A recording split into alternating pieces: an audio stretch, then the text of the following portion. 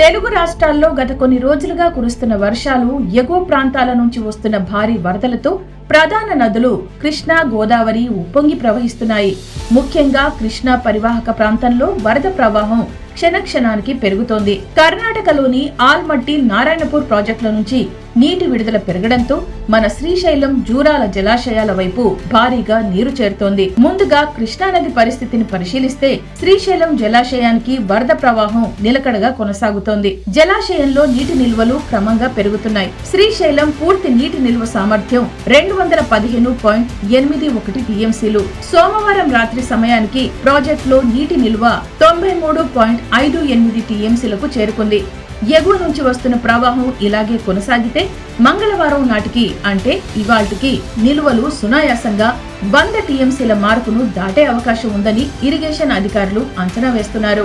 ఎగువన ఉన్న కర్ణాటక ప్రాజెక్టుల నుంచి నీటి విడుదల పెరగడంతో జూరాల జలాశయానికి ప్రస్తుతం 1.92 లక్షల క్యూసెక్కుల భారీ వరద చేరుతోంది. ఈ పరిస్థితిని దృష్టిలో ఉంచుకొని అధికారులు అప్రమత్తమయ్యారు.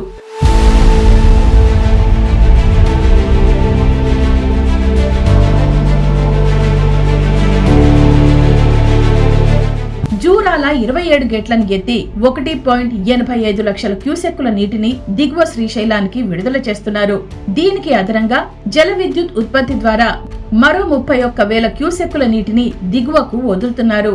అంటే దాదాపు 2.16 లక్షల క్యూసెక్కులకు పైగా నీరు జూరాల నుంచి శ్రీశైలం వైపు పరుగులు తీస్తోంది.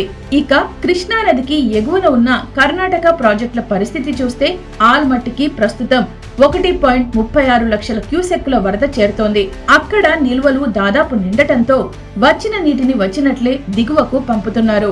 ప్రస్తుతం ఆల్మట్టి నుంచి 1.50 లక్షల క్యూసెక్కుల నీటిని విడుదల చేస్తున్నారు. ఆల్మట్టి దిగువన ఉన్న నారాయణపూర్ ప్రాజెక్టుకు 1.40 లక్షల క్యూసెక్కుల ఇన్ఫ్లో నమోదవుతోంది.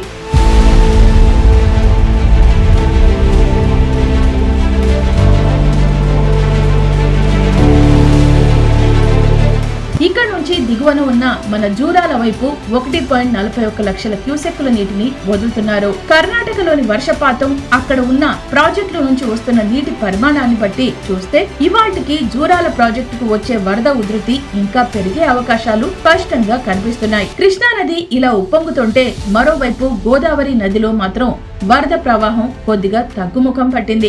ఎగువన వర్షాలు తగ్గడంతో శ్రీరామ్ సాగర్ ప్రాజెక్టుకు ఇన్ఫ్లో ప్రస్తుతం 5,000 క్యూసెక్కులకు పడిపోయింది. అలాగే ఎల్లంపల్లి ప్రాజెక్టుకు 3,000 క్యూసెక్కుల ప్రవాహం మాత్రమే నమోదవుతోంది. అయితే దిగువన ఉన్న బ్యారేజీల వద్ద మాత్రం ప్రవాహం ఇంకా భారీగానే ఉంది. మేడిగడ్డ బ్యారేజ్ కి 2.30 లక్షల క్యూసెక్కులు, సమ్మక్క బ్యారేజ్ వద్ద 3.84 లక్షల క్యూసెక్కులు, భద్రాచలం ఎగువన ఉన్న సీతమ్మ సాగర్ బ్యారేజ్ వద్ద ఏకంగా 7.12 లక్షల క్యూసెక్కుల ప్రవాహం కొనసాగుతోంది. ప్రస్తుతం వాతావరణ శాఖ తెలిపిన వివరాల ప్రకారం తెలంగాణ రాష్ట్ర వ్యాప్తంగా మంగళవారం, బుధవారం కూడా పలు చోట్ల తేలికపాటి నుంచి మోస్తారు వర్షాలు కురిసే అవకాశం ఉంది. కొన్ని చోట్ల ఉరుములతో కూడిన జల్లులు పడవచ్చు. నదులు, వాగులు, వంకలు ఉప్పొంగి ప్రవహిస్తున్నందున ప్రాజెక్టులు మరియు నదీ పరివాహక ప్రాంతాల్లోని ప్రజలు, రైతులు తగిన జాగ్రత్తలు తీసుకోవాలని అధికారులు సూచిస్తున్నారు.